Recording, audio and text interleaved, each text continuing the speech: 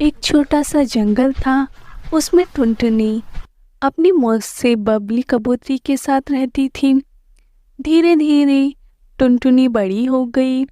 उसकी दोस्ती बंटी कबूतर से थी। वो दोनों एक दूसरे से बहुत प्यार करते थे।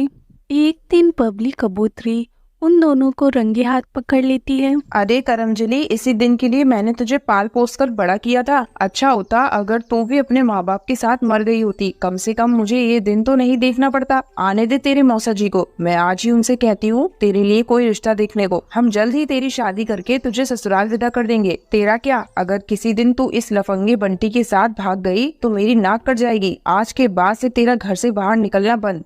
मौसी, मेरे साथ ऐसा जोर मत करो। बंटी के बिना मैं मर जाऊंगी। हम दोनों एक दूसरे से बहुत प्यार करते हैं। बबली मौसी टुनटुनी की एक नहीं सुनती और उसे घोंसले में बंद कर देती है। और इस घटना के कुछ दिनों बाद टुनटुनी की शादी एक गरीब परिवार में हो जाती है। उसका पति कालू कौवा मजदूरी करता था। टूनी चिड़िया इसे अपनी किस्मत समझकर ससुराल में खुशी खुशी रहने लगती है। एक दिन उसकी सास टूनी चिड़िया उसके पास आती है। अरे बहू, अपने सारे गहने मुझे दे दे। इसे बेचकर मैं तेरी नंद की शादी करूंगी। लेकिन बाजी, ये गहने तो मेरी माँ की निशानी है। ये गहने मैं आपको नहीं दूंगी।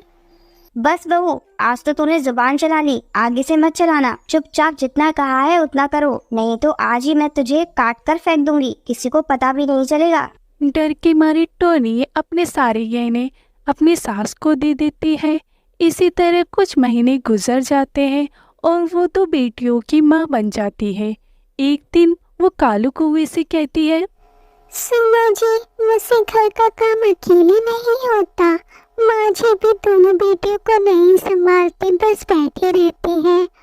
उनसे कह दो या तो मेरे साथ घर के कामों में हाथ बटा दे या मेरी बेटियों को थोड़ी देर के लिए संभाल ले। क्यों रे करमजली, मेरे बेटे को भड़का रही है। बेटियों का बहाना करके खुद आराम करना चाहती है। इतना कहकर टोनी चिड़िया टुनटुनी से लड़ाई करने लगती है। अब तो रोज रोज लड़ाइयाँ होने लगती हैं।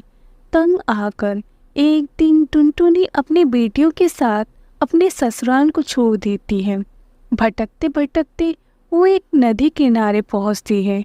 वहां देखती है कि कई पक्षी चूड़ी बेच रही थी। बहन, मैं भी चूड़ियाँ बेचना चाहती हूँ। अगर आप मुझे भी चूड़ी बेचने का काम दिलवा दें तो आपकी मुझ पर बड़ी कृपा होगी। ठीक है बहन, ये लो चूड़ियाँ, तुम भी बेचो। जो भी मुनाफा होगा उसमें हम दोनों आधा आधा बांट लेंगी। उस दिन से टुनटुनी चूड़ी बेचने लगती है। चूड़ियाँ ले लो, रंग बिरंगी चूड़ियाँ ले लो। आओ आओ, ये देखो मेरे पास बहुत सुंदर सुंदर चूड़ियाँ हैं। ऐसा करो तो मुझे ये लाल वाली चूड़ियाँ दे दो। टुनटुनी उस पक्षी को चूड़ियाँ दे देती है। टुनटुनी के अच्छे व्यवहार के कारण बहुत सारे पक्षी उससे चूड़ियाँ खरीदते हैं। हरे काकी, ये लो पैसे, मैंने सारी चूड़ियाँ बेच दी। आपने मुसीबत में मेरी बहुत मदद की है।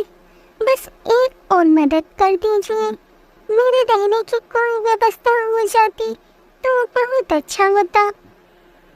बस इतनी सी बात, तो चल मेरे साथ, आज से हम सब एक साथ रहेंगी। आपका बहुत बहुत धन्यवाद हरे काकी, जो आपने हमारी इतनी मदद की। इस बेरहम दुनिया में कोई किसी की इतनी मदद नहीं करता।